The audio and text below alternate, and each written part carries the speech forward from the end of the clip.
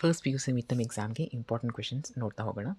So ನಾನು already first P U C first ಟೆಸ್ಟ್ಗೆ ನಾನು ಕೆಲವೊಂದು ವೀಡಿಯೋಸನ್ನು ಅಪ್ಲೋಡ್ ಮಾಡಿದ್ದೆ. ಅಲ್ಲಿ ನಿಮಗೆ ಮೆಜಾರಿಟಿ ಆಫ್ ದಿ ಕ್ವೆಶನ್ಸ್ ಟೆಸ್ಟಲ್ಲಿ ಬಂದಿತ್ತು ಅಂತ ಕಮೆಂಟ್ಸಲ್ಲಿ ಹೇಳಿದ್ರಿ. ಸೊ ಅದೇ ಥರ ಮಿಡ್ ಟರ್ಮಲ್ಲೂ ಸಹ ಇಂಪಾರ್ಟೆಂಟ್ ಕ್ವೆಶನ್ಸ್ನ ಇಡ್ತೀನಿ, ಅದೇ ಕ್ವೆಶನ್ಸೇ ಗ್ಯಾರಂಟಿ ಬರುತ್ತೆ. ಸೊ ತಡ ಮಾಡದೆ ಕಂಟಿನ್ಯೂ ಮಾಡೋಣ ವೀಡಿಯೋ. ನೋಡಿ, sets chapter is a very simple chapter class 11ಅಲ್ಲಿ, ಓಕೆನಾ. ಸೊ ಇದರಲ್ಲಿ ಯಾವ್ಯಾವ ಕ್ವೆಶನ್ಸ್ ಬರುತ್ತೆ ಅಂತ ನೋಡ್ತಾ ಹೋಗೋಣ. ನೋಡಿ, ಇಲ್ಲಿ ಎಕ್ಸಾಂಪಲ್ 1 ಏನಿದೆಯಲ್ಲ, ಸೊ ಈ ಎಕ್ಸಾಂಪಲ್ 1ಅನ್ನು ಅವರು MCQಸಲ್ಲಿ ಕೇಳ್ಬೋದು, ಓಕೆನಾ. So what may be the values ಅಂತ ಕೇಳ್ತಾರೆ. ಆ್ಯಂಡ್ ಅಪಾರ್ಟ್ ಫ್ರಮ್ ದ್ಯಾಟ್ ನೀವು ನೋಡ್ಬೋದು ಇಲ್ಲಿ 4th ಕ್ವೆಶನ್. ಸೊ ಇವೆಲ್ಲ ಅಷ್ಟೊಂದು ಕೇಳೋದಿಲ್ಲ. ಆ್ಯಂಡ್ ನೋಡ್ಕೊಳ್ಳಿ, 5th ಒನ್ನ ಬೇಕಂದರೆ ಕೇಳ್ಬೋದು, ಓಕೆ. ಆ್ಯಂಡ್ ಇಲ್ಲಿ ಏನು ಕೊಟ್ಟಿದ್ದಾರಲ್ಲ, ಎಕ್ಸಸೈಸ್ 1.1ಅಲ್ಲಿ ನಿಮಗೆ ಇದನ್ನು ನೋಡ್ಬೋದು. ನೋಡಿ, ಸೆಕೆಂಡ್ ಒನ್ ಇದೆಯಲ್ಲ, ಅದನ್ನು MCQಸಲ್ಲಿ ಕೇಳ್ಬೋದು. And apart from that 4th ಒನ್ನ 1 ಮಾರ್ಕ್ ಕ್ವೆಶನಲ್ಲಿ ಕೇಳ್ಬೋದು, okay. That is 2 mark question, okay. 2 mark ಕ್ವೆಶನ್ಸಲ್ಲಿ ಕೇಳ್ತಾರೆ. ಆ್ಯಂಡ್ ಅದೇ ರೀತಿ ಈಗ ಇಲ್ಲಿ ಮುಂದೆ ಅಷ್ಟೊಂದು ಅದರಲ್ಲಿ ಏನು ಅಷ್ಟೊಂದಿನ ಬರೋದಿಲ್ಲ. ಈಗ ಇನ್ನು ಮುಂದೆ ಬರ್ತಾ ಬರ್ತಾ ನಿಮಗೆ ಎಕ್ಸಸೈಸ್ ಜಾಸ್ತಿ ಆಗ್ತಾ ಹೋಗುತ್ತೆ, ಅಲ್ಲಿ ನಿಮಗೆ ಜಾಸ್ತಿ ಬರುತ್ತೆ ಕ್ವೆಶನ್ಸ್, ಓಕೆನಾ. ಸೊ ಇಲ್ಲಿ ಗಿವ್ ರೀಸನ್ ಟೈಪ್ ಇದೆಲ್ಲ MCQಸಲ್ಲಿ ಕೇಳ್ತಾರೆ.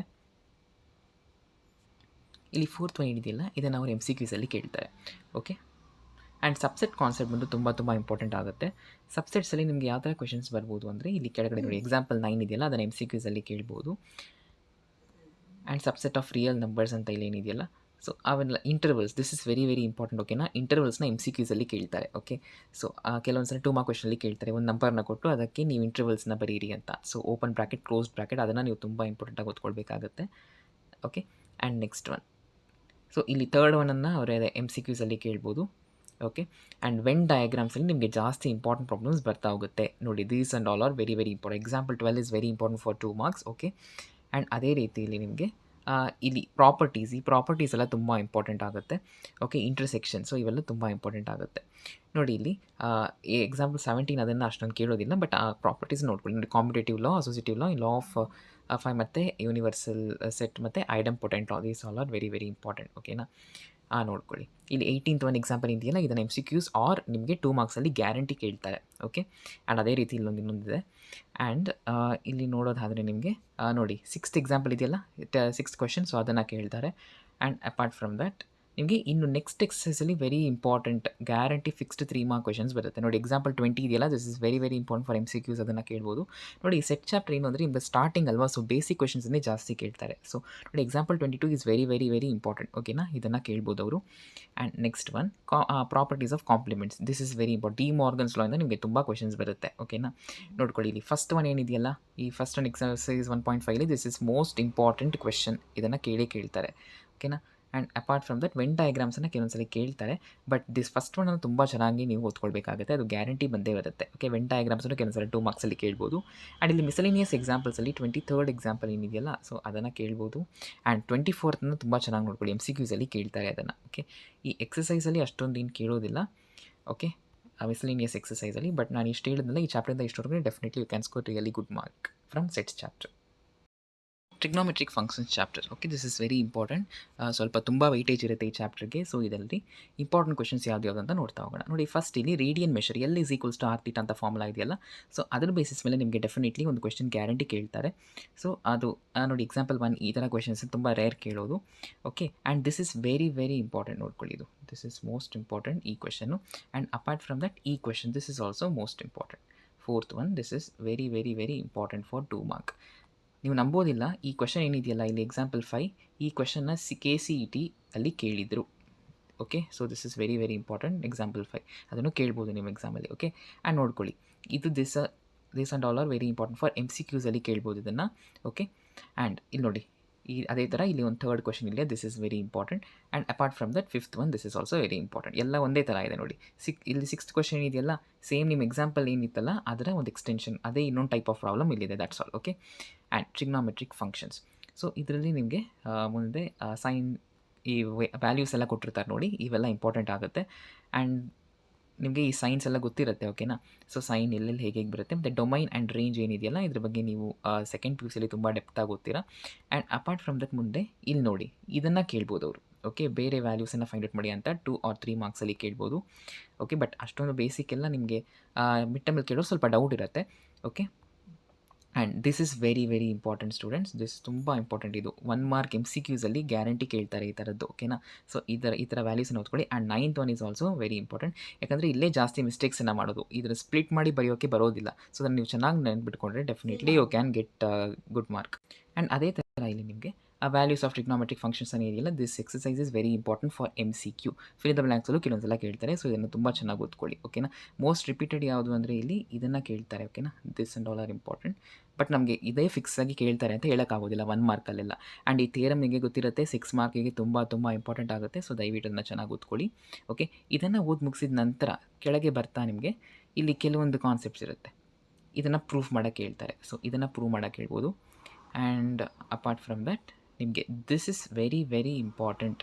Most important. ಇದು 3 ಮಾರ್ಕ್ಸಲ್ಲಿ ಕೇಳ್ತಾರೆ. ಇದೊಂದು ಆಯಿತಾ. ಅದಾದಮೇಲೆ ಕೆಳಗಡೆ ಇಲ್ಲಿ ನೋಡಿ ಇದನ್ನು ಕೇಳ್ತಾರೆ. ಆ್ಯಂಡ್ ದಿಸ್ ಇಸ್ ನೋಡಿ 17th ಆ್ಯಂಡ್ 18th ಏನಿದೆಯಲ್ಲ, this is the most important for 3 marks. Guarantee ಕೇಳ್ತಾರೆ. ಇಲ್ಲ 3 ಮಾರ್ಕ್ಸಲ್ಲಿ ಇದು ಬರುತ್ತೆ. ಸೊ ಈ ಪ್ರೂಫನ್ನು ಚೆನ್ನಾಗಿ ಓದ್ಕೊಳ್ಳಿ. ಓಕೆನಾ. ನೀವು ಪ್ರಾಕ್ಟೀಸ್ ಮಾಡಿದ್ರೆ ತುಂಬ ಈಸಿ ಇರುತ್ತೆ. ಓಕೆನಾ. ಆ್ಯಂಡ್ ಅದೇ ಥರ ಇಲ್ಲಿ tan 3x ಫಾರ್ಮುಲಾಸ್ ನೆನ್ಪಿಟ್ಕೊಳ್ಬಹುದು. ಆ್ಯಂಡ್ ಈ ಫಾರ್ಮುಲಾ ತುಂಬ ಯೂಸ್ ಆಗುತ್ತೆ ಸ್ಟೂಡೆಂಟ್ಸ್. ಇದನ್ನು ತುಂಬ ಚೆನ್ನಾಗಿ ಓದ್ಕೊಳ್ಳಿ. ಓಕೆನಾ. ಈ ಫಾರ್ಮುಲಾ ನಿಮಗೆ ಕೆಲವೊಂದು ಪ್ರಾಬ್ಲಮ್ಸನ್ನು ಸಾಲ್ವ್ ಮಾಡೋಕ್ಕೆ ತುಂಬ ಯೂಸ್ಫುಲ್ ಆಗುತ್ತೆ, ಸ್ಪ್ಲಿಟ್ ಮಾಡಿ ಮಾಡೋದಕ್ಕೆ. ಸೊ ಅದನ್ನು ಚೆನ್ನಾಗಿ ಓದ್ಕೊಳ್ಳಿ. ಓಕೆ. ಅದೇ ರೀತಿ ಇದು ಈ proof that type of questions ಏನಿದೆಯಲ್ಲ, ಇದನ್ನು 2 ಮಾರ್ಕ್ಸಲ್ಲಿ ಕೇಳ್ತಾರೆ. ಓಕೆ. 2 ಮಾರ್ಕ್ಸಲ್ಲಿ ಕೇಳ್ತಾರೆ. ಆ್ಯಂಡ್ sin 15ನ ವ್ಯಾಲ್ಯೂ ಎಷ್ಟು ಅಂತ ಕೇಳ್ತಾರಲ್ಲ, ಸೊ ನೀವು ಅದಕ್ಕೆ ಈ ಫಾರ್ಮುಲಾನ ಯೂಸ್ ಮಾಡಬೇಕು. sin A - B ಅನ್ನೋ ಫಾರ್ಮುಲಾ ಯೂಸ್ ಮಾಡಿದ್ರೆ definitely will get the value. ಅದೇ ಥರ ಟ್ಯಾನ್ ವ್ಯಾಲ್ಯೂನ ನೀವು ಯೂಸ್ ಮಾಡಬೇಕಾಗುತ್ತೆ. ಇಲ್ಲಿ sin x + y ಈ ಪ್ರೂಫ್ ದಟ್ ಕ್ವಶನ್ ಎಲ್ಲ ಮುಂದೆ ನಾನು ಹೇಳ್ತಾ ಹೋಗ್ತೀನಿ. ಈ ಪ್ರೂಫ್ ದಟ್ ಕ್ವಶನ್ ಎಲ್ಲ ಅವರು 5 ಮಾರ್ಕ್ಸಲ್ಲಿ ಕೇಳ್ತಾರೆ. ಓಕೆನಾ. ಈ 16th ಎಕ್ಸಾಂಪಲ್, 17th ಎಕ್ಸಾಂಪಲ್ ಇವೆಲ್ಲ very very important for your 5 mark. ಓಕೆನಾ. ನೋಡಿ ಇಲ್ಲಿ ಏನಿದೆಯಲ್ಲ, starting from 6th 7th one, so ಇಲ್ಲಿಂದ ಅಪ್ ಟು ದಿಸ್ ಒನ್ ಇಲ್ಲಿವರೆಗೂ ವೆರಿ ವೆರಿ ಇಂಪಾರ್ಟೆಂಟ್. ಓಕೆನಾ. ಸೊ ಈ ಕ್ವಶನಲ್ಲಿ ಜಾಸ್ತಿ ರಿಪೀಟ್ ಆಗಿದೆ.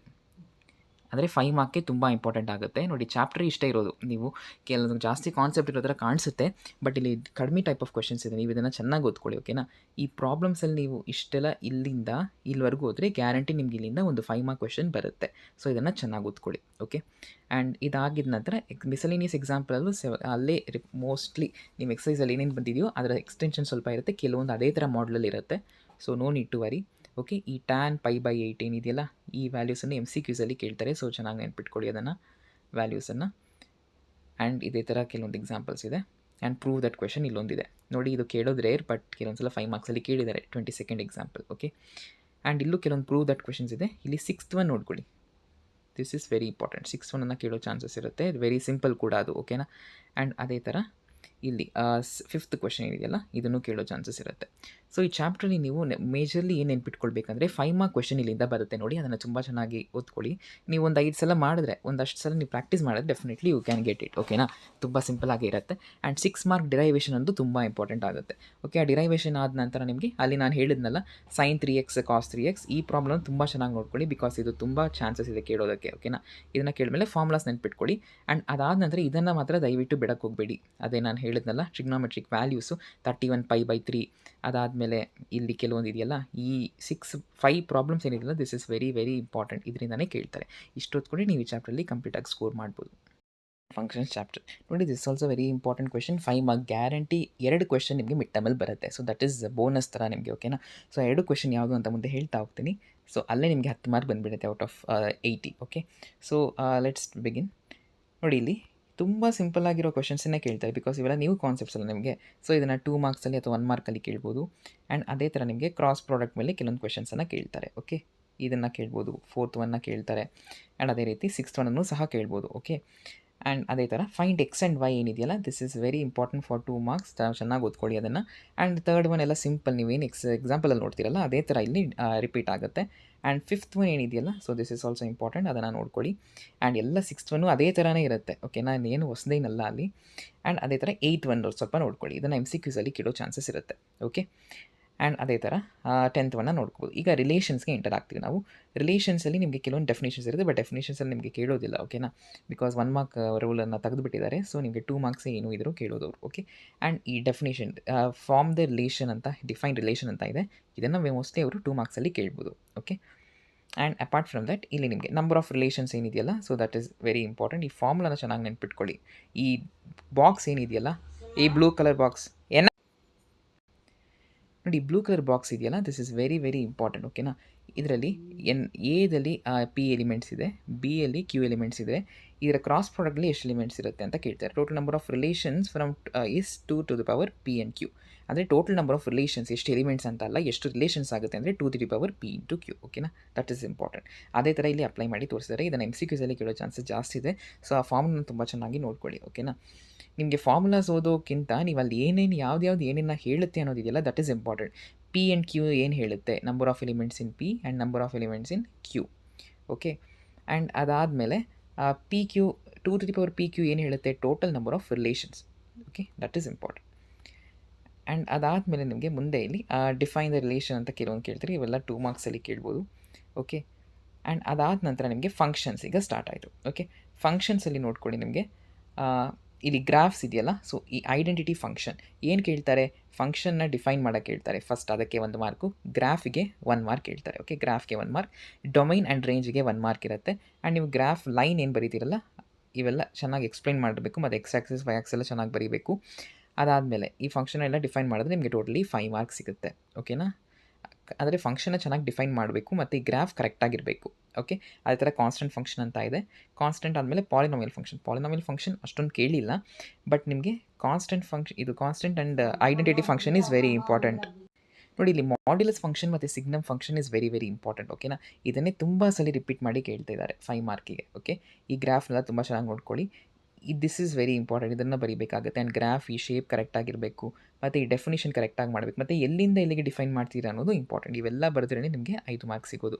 ಮತ್ತು domain and range is also important, ಅದನ್ನು ಬರೆದಿಲ್ಲ ಅಂದರೆ ನಿಮಗೆ ಮಾರ್ಕ್ಸ್ ಕೊಡೋದಿಲ್ಲ. Okay, and greatest interest function is also very important, ಇದನ್ನು ಸಹ ಕೇಳಿದ್ದಾರೆ.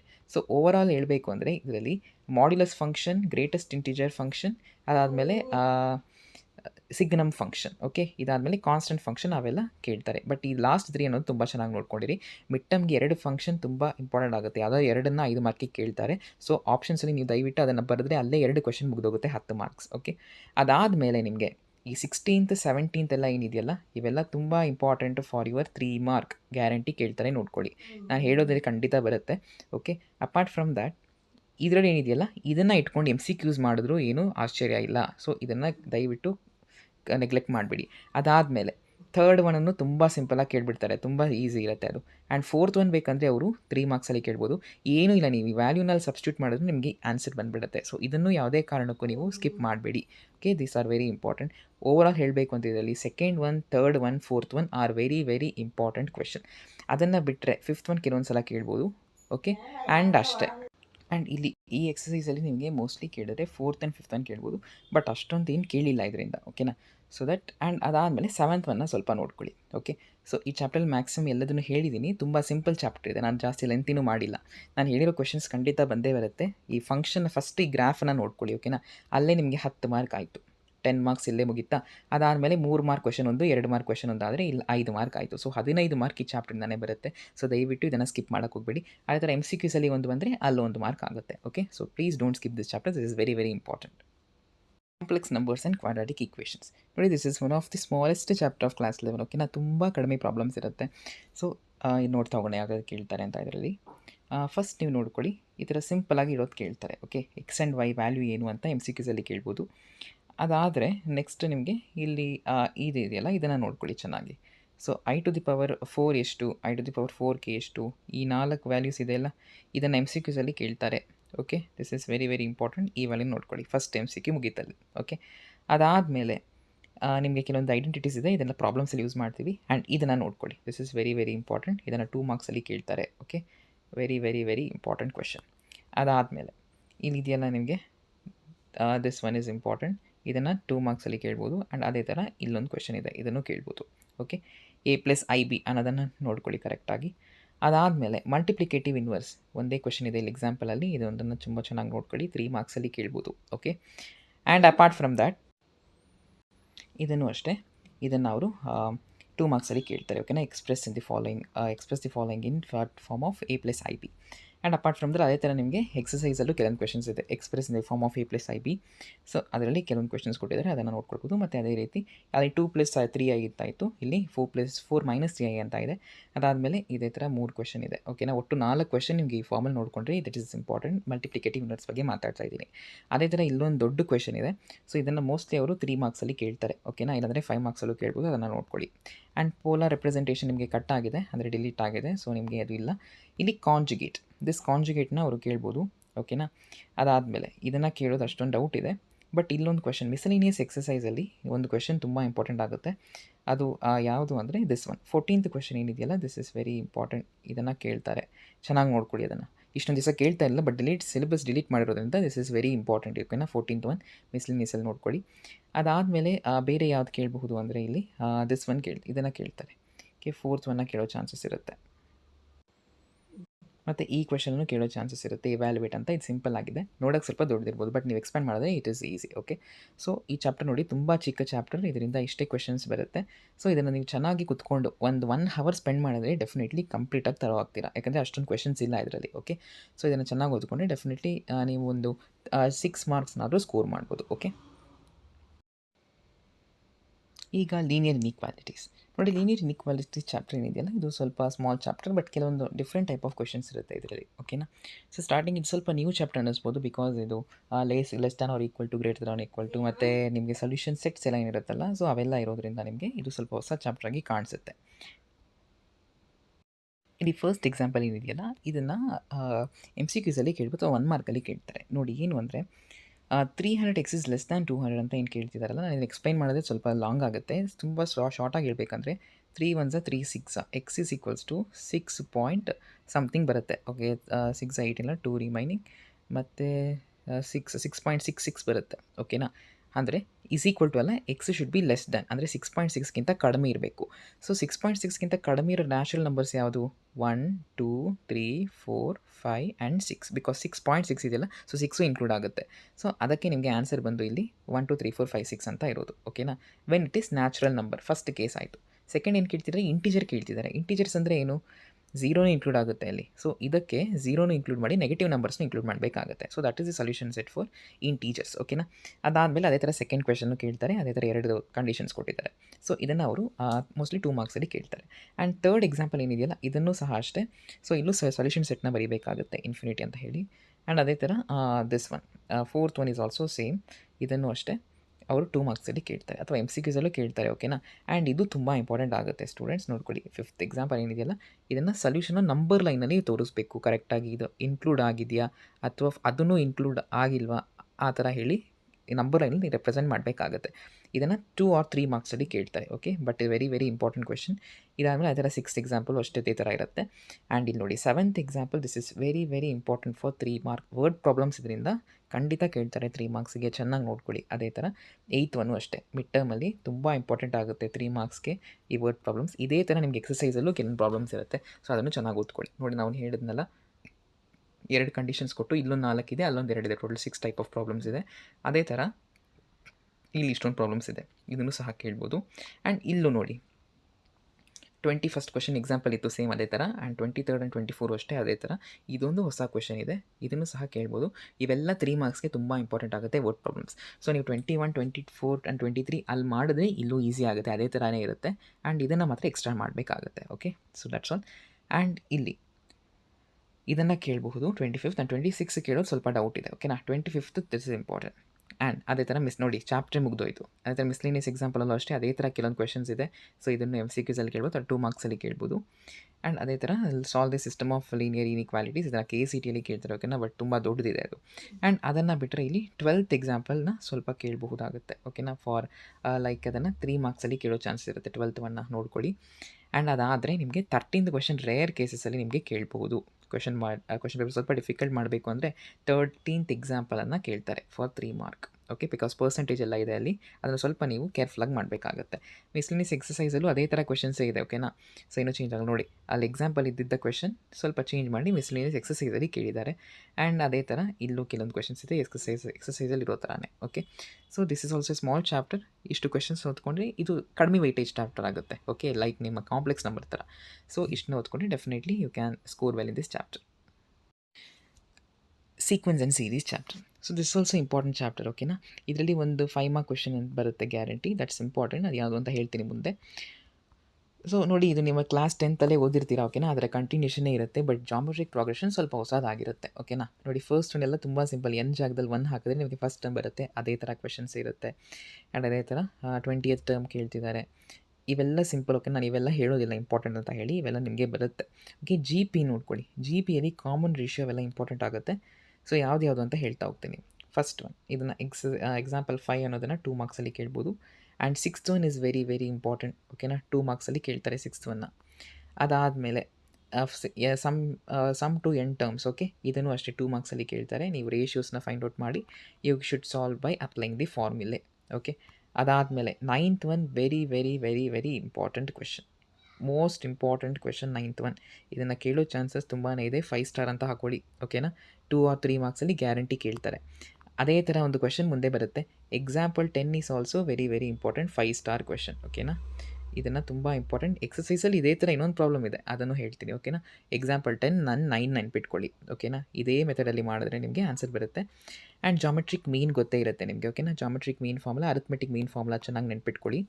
ಓಕೆ, ಇಲ್ಲಿ ನೋಡಿ example 12 is also the most important question. ಇದೇ ಥರ ಎಕ್ಸಸೈಸಲ್ಲೂ ಒಂದು ಕ್ವೆಶನ್ ಇರುತ್ತೆ, ನಾನು ಮುಂದೆ ತೋರಿಸ್ತೀನಿ. ಓಕೆನಾ, ಎಲ್ಲ ಚೆನ್ನಾಗಿ ನೆನ್ಪಿಟ್ಕೊಳ್ಳಿ. Relation between A M and G M, ಇದನ್ನು ಸಹ ಕೇಳ್ಬೋದು. ಓಕೆನಾ, and 13th question is also very important. ಏನು ಎಲ್ಲ ಇಂಪಾರ್ಟೆಂಟ್ ಅಂತ ಹೇಳ್ತಾ ಇದ್ದೀನಿ ಅಂತ ನೀವು ಅಂದ್ಕೊಳ್ಬೋದು. ಎಸ್, ಅಫ್ಕೋರ್ಸ್ ಇಂಪಾರ್ಟೆಂಟ್, ಬಿಕಾಸ್ ಒಂದೊಂದು ವರ್ಷ ಒಂದೊಂದು ಕೇಳಿದ್ರೆ ನಾನು ಏನು ಅಂತ ಇಂಪಾರ್ಟೆಂಟ್ ಹೇಳಿ ಅಲ್ವಾ. ಸೊ ಇವೆಲ್ಲ ಮೋಸ್ಟ್ ರಿಪೀಟೆಡ್ ಆಗ್ತಿರೋದ್ರೆ ನಾನು ಹೇಳ್ತಾ ಇದ್ದೀನಿ. ಓಕೆ, ನೋಡ್ಕೊಳ್ಳಿ. ಈಗ ಇಲ್ಲಿ ಕೆಲವೊಂದು ಕ್ವೆಶನ್ಸ್ ಬರುತ್ತೆ, ನೋಡ್ಕೊಳ್ಳಿ. ಇಲ್ಲಿ 4th question is important and 3rd question is also important. Common ratio ಇವೆಲ್ಲ ಮಾಡ್ಬೋದು. ಅದಾದಮೇಲೆ ನೋಡಿ 12th ಕ್ವೆಶನ್ ನಾನು ಹೇಳಿದ್ನಲ್ಲ, ಎಕ್ಸಾಂಪಲಲ್ಲಿದೆ. ಅದೇ ಥರ ಕ್ವೆಶನ್ ಇಲ್ಲೊಂದು ಇಂಪಾರ್ಟೆಂಟ್ ಆಗುತ್ತೆ. ಅದೇ ಥರ 14th ಕ್ವೆಶನ್ ಇಂಪಾರ್ಟೆಂಟ್ ಆಗುತ್ತೆ. ಅದಾದ ನಂತರ ನಿಮಗೆ ಮುಂದೆ ಇಲ್ಲೊಂದು ಕ್ವೆಶನ್ ಬರುತ್ತೆ. ದಟ್ ಈಸ್ 18th ಕ್ವೆಶನ್ ನಾನು ಹೇಳಿದ್ನಲ್ಲ, ಸೇಮ್ 777 ಇತ್ತು, ಇಲ್ಲಿ 888 ಕೊಟ್ಟಿದ್ದಾರೆ. ಅದೇ ಥರ ಕ್ವೆಶನ್, ದಟ್ಸ್ ಇಂಪಾರ್ಟೆಂಟ್. ಆ್ಯಂಡ್ ಅದಾದ ನಂತರ 16th ಕ್ವೆಶನ್ ಈಸ್ ಇಂಪಾರ್ಟೆಂಟ್. ಓಕೆನಾ, ಕೆಲವೊಂದು ಸಲ ಅವ್ರು ಏನು ಮಾಡ್ತಾರೆ ಅಂದರೆ ಇದು 26th ಕ್ವೆಶನ್ನು ಇಂಪಾರ್ಟೆಂಟ್ ಆಗುತ್ತೆ. ಇದನ್ನು ಕೇಳ್ತಾರೆ. ಇಂಥ ಕ್ವೆಶನ್ಸ್ ಎಲ್ಲ ಕೇಳೋದು ರೇರ್. ಓಕೆನಾ, ಸ್ವಲ್ಪ ಡಿಫಿಕಲ್ಟ್ ಮಾಡ್ಬೋದ್ರೆ ಡೆಫಿನೆಟ್ಲಿ ಕೇಳ್ಬೋದು. ಆ್ಯಂಡ್ ಅದೇ ಥರ 28 ಅಷ್ಟೇ ಅದೇ ಥರ ಕ್ವೆಶನ್. ಓಕೆ, ಸೊ ಅದಾದಮೇಲೆ 30th ಕ್ವೆಶನ್ ಸ್ವಲ್ಪ it is application based question, ಅದನ್ನು ಕೇಳ್ಬೋದು. ಆ್ಯಂಡ್ ಇಲ್ಲಿ 32nd ಕ್ವೆಶನ್ನು ಕೆಲವೊಂದು ಸಲ ಕೇಳ್ತಾರೆ. ಇದನ್ನು ಸ್ವಲ್ಪ ನೋಡ್ಕೊಳ್ಳಿ, ಸ್ವಲ್ಪ ಡಿಫ್ರೆಂಟ್ ಆಗಿದೆ. ಓಕೆನಾ, ಸೊ ಇವೆಲ್ಲ ಮೋಸ್ಟ್ ರಿಪೀಟೆಡ್ ಕ್ವೆಶನ್ಸ್ ನಾನು ಹೇಳಿದ್ದೀಗ. ಇದನ್ನು ನೀವು ಒಂದ್ಸಲ ಚೆನ್ನಾಗಿ ಬರ್ಕೊಂಡ್ರೆ ರಿಪೀಟ್ ಆಗೋ ಚಾನ್ಸಸ್ ಜಾಸ್ತಿ ಇರುತ್ತೆ. ಓಕೆನಾ, ಇದಾದ ನಂತರ ಇಲ್ಲಿ ಇದರಲ್ಲಿ ಯಾವ ಕ್ವೆಶನ್ಸ್ ಕೇಳ್ಬೋದು ಅಂದರೆ ಲೈಕ್ ನೋಡಿ, ಇಲ್ಲೊಂದು ಕ್ವೆಶನ್ ಇದೆ ಅಲ್ಲ, 5 5 5 ಮತ್ತು 6. ಸೊ ಈ ಥರ ಕ್ವೆಶನ್ಸನ್ನು ಬೇಕಂದರೆ ಅವ್ರು 5 ಮಾರ್ಕ್ಸಲ್ಲಿ ಕೇಳ್ಬೋದು. ಸೊ 7 7 ಎಲ್ಲ ಒಂದೇ ಮೆಥಡಲ್ಲೇ ಮಾಡಬೇಕಾಗತ್ತೆ. ಓಕೆನಾ, ಒಂದು ಪ್ರಾಬ್ಲಮ್ ಕರೆಕ್ಟಾಗಿ ನೆನ್ಪಿಟ್ಕೊಂಡ್ರೆ ಇವೆಲ್ಲ ಎಲ್ಲ ಅದೇ ಥರನೇ ಮಾಡಬೇಕು. ಸೊ ಇವೆಲ್ಲ ಕೇಳೋದು ಡೌಟ್ ಇರುತ್ತೆ. ಓಕೆ, ಸೊ ಈ ಚಾಪ್ಟ್ರಲ್ಲಿ ಇಷ್ಟೇ ಕ್ವೆಶನ್ಸ್ ಇರೋದು, ಅಂದರೆ ಮೋಸ್ಟ್ ಇಂಪಾರ್ಟೆಂಟ್ ಕ್ವೆಶನ್ಸ್ನ ಕೊಟ್ಟಿದ್ದೀನಿ. ಓಕೆನಾ, ಇಷ್ಟನ್ನು ಓದ್ಕೊಂಡ್ರೆ ಡೆಫಿನೆಟ್ಲಿ ನೀವು ಮ್ಯಾಕ್ಸಿಮಮ್ ಸ್ಕೋರ್ ಮಾಡ್ಬೋದು. ಓಕೆನಾ.